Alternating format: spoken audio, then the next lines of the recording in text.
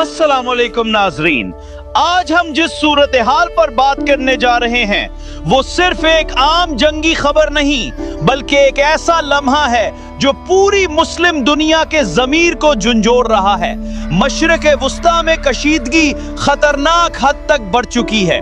इब्तदाई रिपोर्ट्स के मुताबिक जनूबी ईरान के शहर बंदर अब्बास में ईरानी फजाई दिफा ने मुबैना तौर पर एक अमरीकी F-35 तैयारे को निशाना बनाया, जिसे बादअज़ां हंगामी तौर पर UAE के अज़फ़रा एयरबेस पर उतारा गया।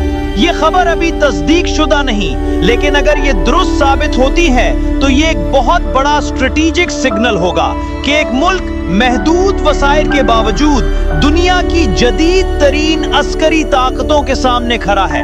इसी दौरान रिपोर्ट्स ये भी बताती हैं कि ईरान ने इसराइल की तरफ मुसलसल मिसाइल लॉन्च किए, जिनमें हैफा की समझ जाने वाले मिसाइल भी शामिल हैं। नाजरीन, यहाँ सवाल सिर्फ हथियारों का नहीं है, ये सवाल हौसले, इरादे और मौक़िफ़ का है।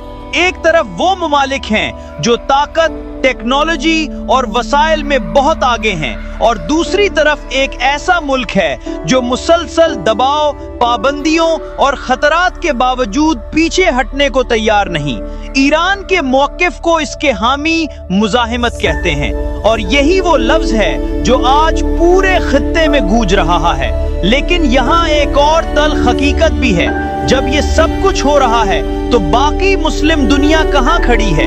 अक्सर मुमालिक सिर्फ बयानात तक महदूद हैं या मुकम्मल खामोशी इख्तियार किए हुए हैं।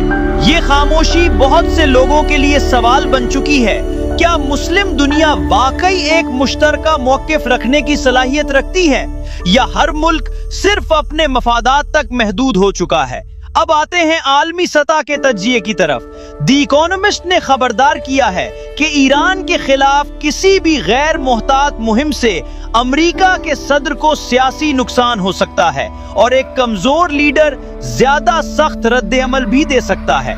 ये बात इसलिए अहम है क्योंकि इस तनाज़े का दायरा किसी भी वक्त वसी हो सकता है। खित्ता एक बड़ी जंग के दहाने पर है। मालूमाती जंग भी उतनी ही शिद्दत से जारी है जितनी जमीनी जंग, और सबसे बढ़कर आम शहरी इस कशमकश की असल कीमत अदा कर रहे हैं। ये सिर्फ मिसाइलों और तैयारों की जंग नहीं, ये बयानियों, हौसलों और फैसलों की जंग है। कुछ लोग इसे मुज़ाहिमत की अलामत समझते हैं, जबकि कुछ इसे खतरनाक तसादुम की तरफ बढ़ता हुआ कदम। लेकिन एक बात वाज़ेह है, ये लम्हा तारीख में जरूर याद रखा जाएगा।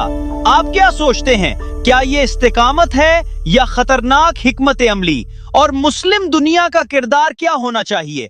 कमेंट्स में अपनी राय जरूर दें। अल्लाह हाफिज।